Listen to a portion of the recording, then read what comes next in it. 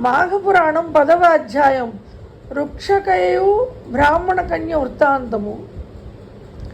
పూర్వం భృగుమహాముని వంశమునందు రుక్షకయను కన్య జన్మించి దినదినాభివృద్ధి పొందుచుండెను. ఆమె దురదృష్టవంతులు కాబోలు. పెళ్లి అయిన వెంటనే పెళ్లి కుమారుడు చనిపోయాను. రుక్షక తన దురదృష్టమునకు దుఃఖించి విరక్తితో ఇల్లు విడిచి గంగానదీ తీరమునకు పోయి ఆశ్రమం నిర్మించుకొని శ్రీమన్నారాయణుని గూర్చి తపస్సు ప్రారంభించెను. ఆ విధంగా చాలా సంవత్సరములు ఆచరించడం వలన అనేక మాఘమాస స్నానములు ఫలములు దక్కెను. ఆమె మనోవాంఛ తీరు సమయం దగ్గర పడింది. ఒకనాడు ఆమె తపస్సు చేసుకుంటూ ప్రాణాలు విడిచెను.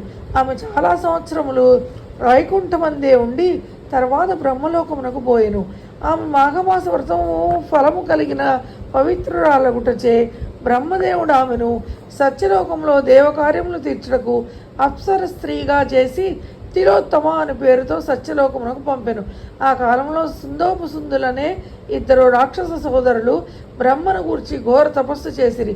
వారి తపస్సు యొక్క ప్రభావమునకు బ్రహ్మదేవుడు ప్రత్యక్షమై పోయి, మీకేమి కావాలనో కోరుకొను అనగా, స్వామి, మాకు ఇతరుల వలన మరణము కలుగకుండానట్లు వరమిమ్ము అని వేడుకొనగా, బ్రహ్మ అటులనే ఇచ్చితినని చెప్పి అంతర్ధానమయ్యను. బ్రహ్మదేవుని వలన వరము పొందిన ఆ ఇద్దరు రాక్షసులు మహాగర్వం కలవారే దేవతలను హింసించిరి. మహర్షుల తపస్సుకు భంగము కలిగించుచుండిరి. యజ్ఞ యాగాది క్రతువులలో మలమాంస రక్తాదులు పడవేసి ప్రజలను నానా బీభత్సములు చేయుచుండిరి.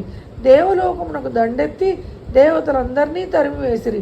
ఇంద్రుడు మొదలగు దేవతలందరూ సత్యలోకమునకు వెళ్ళి బ్రహ్మను వేడుకొని, మహానుభావ, సుందోపసుందులనే రాక్షసులను ముక్కు మీరిచ్చిన వరములతో గర్వము కలవారై తపస్శాలులను బంధించుచు దేవలోకమునకు వచ్చి మమ్మందరినూ తరిమి చెరసాలలో పెట్టి నానా బీభత్సము చేయుచున్నారు.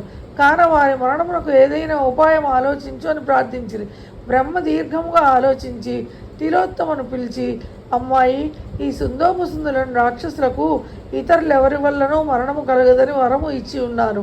వారు వరగర్వంతో చాలా అల్లకల్లోలము చేయుచున్నారు. కాన నీవు పోయి నీ చాకచక్యముతో వారికి మరణము కలుగునట్లు ప్రయత్నించుము అని చెప్పాను. తిలోత్తమ బ్రహ్మదేవునికి నమస్కరించి సుందోపసుందురు ఉన్న అరణ్యమును ప్రవేశించెను. ఆమె చేత వీణ పట్టుకొని మధురమైన పాటలు పాడుకొంచు ఆ రాక్షస సోదరులున్న నివాసములకు సమీపంలో తిరుగుచుండెను.